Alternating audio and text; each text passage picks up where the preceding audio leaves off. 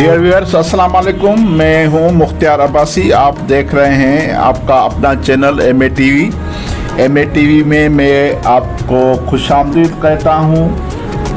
4-5 दिन से ये मामला चल रहा है जो सोशल मीडिया ट्विटर पर भी वो सरफहरिस्त है, टॉप 10 रहा है। वो है हैदराबाद का जो पक्का किला है, वो जो हमारे साथ सदियों से वो पुरानी जो है वो सदियों की एक निशानी है। तो उसका जो मेन गेट है, दरवाज़ा जो है वो मरम्मत के दौरान जो है वो मुनहदम हो गया। तो उसमें आया किसकी गलती थी, आया साजिश थी या एक अजीब इत्तेफाक था या कोई एक्सीडेंट था, क्या था, तो उस पर भी हम बात करेंगे। तो आज हमें जो लेटेस्ट इंफॉर्मेशंस मिली हैं, जिसमें डिप्टी कमिश्नर की रिपोर्ट है, जिसमें कमिश्नर का जो है वो प्रेस रिलीज़ है, और आर्कियोलॉजी डिपार्टमेंट वालों के जो हैं वो भी हमारे पास जो हैं वो बयानात हैं, और उनसे भी हमारी बात हुई है। तो उन्होंने भी हमें बहुत सारे तफसील दिए हैं। असल में ये जो किला है ये एक शानदार तारीख है हैदराबाद की नहीं बल्कि सारी सिंध की, क्योंकि उस वक्त जो सिंध थी वो सिंध एक ही सिंध थी, और मुल्तान तक जो आज ये जो सराइकी हमारे भाई हैं, तो उस वक्त तक ये एक सिंध थी। ये इसका जो बुनियाद, पक्का किला का जो बुनियाद है वो 1758 में उस वक्त के बादशाह जो हैं गुलाम शाह कलोड़ो ने रखा था। गुलाम शाह कलोड़ो मियाँ नूर मोहम्मद कलोड़ो के बेटे थे।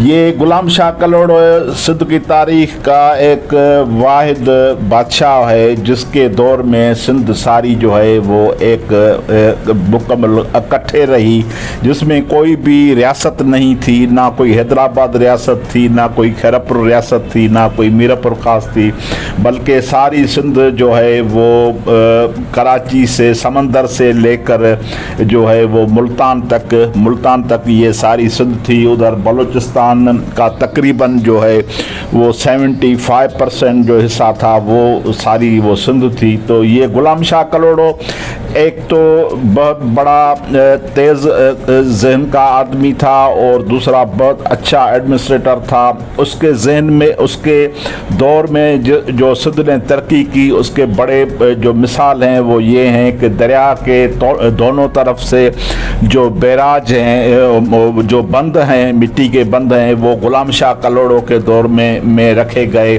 सिंध में जो ये कैनाल सिस्टम है उसका बुनियाद जो है वो गुलाम शाह कलोड़ो ने रखा था। फिर उसको बेहतर अंदाज में जो है वो अंग्रेज़ों ने ये कैनाल और ये वाह जो हैं ये उनके बुनियाद रखें। तो 1758 में जो इस किले का बुनियाद पड़ा, तो और 1770 में ये तख्तगाह हो गया सारी सिंध का। ये जो सिंध उस वक्त एक मुल्क था, एक वतन था। तो उसमें एक इस किले की एक तो अहमियत इसी वजह से है कि ये सिंध का एक जो है वो तख्तगाह रहा है।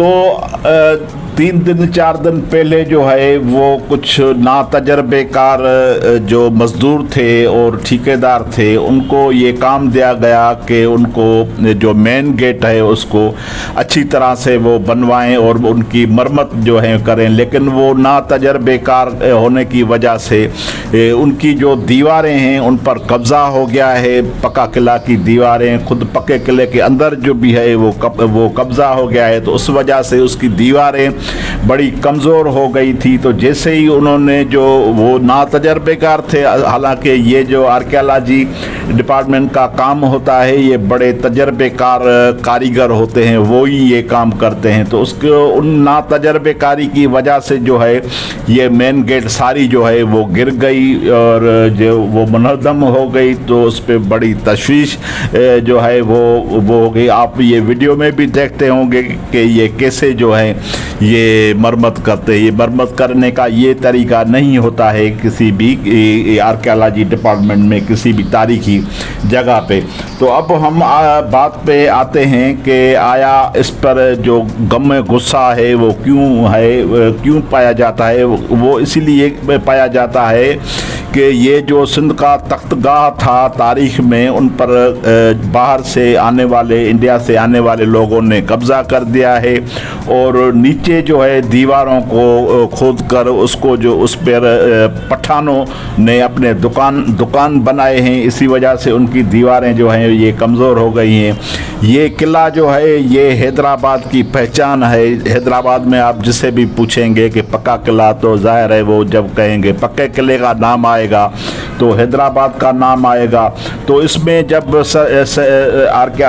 अपने सकाफत के वज़ीर, सयाहत के वज़ीर और तालीम के वज़ीर, जिसकी निगरानी में ये काम हो रहा था, सैयद सरदार अली शाह साहब वज़ीर तालीम जो हैं, उनका जो भी है वो भी बयान सामने आया है कि ये दीवारों की कमज़ोरी की वजह से ये मेन गेट टूट गई। लेकिन डिप्टी कमिश्नर हैदराबाद की जो रिपोर्ट आई है वो बहुत बड़ी क्लियर रिपोर्ट है, जिसमें ठेकेदार को जो है और मज़दूरों पर, ठेकेदारों पर जो है वो FIR काटी गई है, उनको जवाबदार बनाया गया है। तो इस मामले में जो है ये पेशरफ्त हुई है जो हमने आपके साथ शेयर की है। लेकिन अभी जो हम आपके साथ बात कर रहे हैं वो ये है कि जब सरकार कोई चाहती है तो वो सब काम हो सकता है। मिसलन मैं आपको मिसाल दूँ कि कराची में एम्प्रेस मार्केट की जो असल हालत में बहाल करने के लिए जो गैर कानूनी तजावज़ात हटाई जा सकती हैं, तो सिंध का ये कौमी सकाफती तारीखी विरसा जो पक्का किला है, इनको भी महफूज रखने के लिए वहाँ से पहले मरहले से आप दुकान जो हैं, गैर कानूनी दुकान जो हैं वो आप हटा लें और फिर बाद में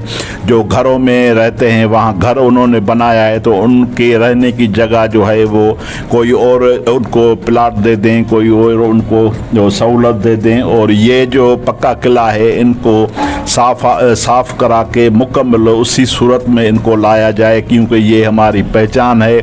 और इस पक्का किला को जो है ये एक तफरीह, बहुत बड़ी तफरीह गाह आप बना दें। हैदराबाद में ऐसी कोई भी तफरीह नहीं है। पहले रानी बाग था, वो भी रानी बाग ख़त्म हो गया है। तो हैदराबाद ये जो किला है इसके अंदर बहुत अच्छी तफरीह बन सकती है। वहाँ अंदर पार्क बन सकते हैं, वहाँ अंदर जो है वो इल्मी अदबी किताबों, नुमाइशों और बहुत सारे फंक्शंस और ये वो जो हैं, मतलब इस पक्के किले को आप ऐसा बनाएं कि सारी जो सिंध से लोग आते हैं, मुल्क से आते हैं, पाकिस्तान से, बाहर से लोग आते हैं, तो उनको हम बता सकें कि ये हमारी सिंध थी। तो ये पक्का किला इस की निशानी है सिंध की। तो हम मुतालबा करते हैं कि इस पक्का किला को मुकम्मल जो है वो खाली कराया जाए और उन पर जो कब्ज़ा है, और सिर्फ कब्ज़े की बात भी नहीं है, लेकिन वो जो हैं वहाँ बहुत बड़े टेररिस्ट हैं, वहाँ जो हैं वो हथियार हैं। 1989 में जो बेनज़ीर साहिबा का पहला दौर था, आपने देखा था, तो वहाँ थोड़ा सा ऑपरेशन भी हुआ था, फिर ऑपरेशन बंद हो गया। तो वहाँ बहुत सारे हथियार निकले थे जो गैर कानूनी हथियार थे। तो अभी भी वो बहुत सारे जदीद किस्म के हथियार वहाँ मौजूद हैं। इसीलिए हम कहते हैं कि इसको मुकम्मल साफ़ कराया जाए और एक बेहतरीन जो है ये तफरीगाह बनाया जाए। मेहरबानी आप दोस्तों से गुजारिश है कि इस वीडियो को जो है वो बहुत शेयर करें, अपने दोस्तों के साथ शेयर करें और कमेंट्स में हमारी रहनुमाई करें, लाइक करें। मेहरबानी दोस्तों, थैंक यू, खुदा हाफ़िज़।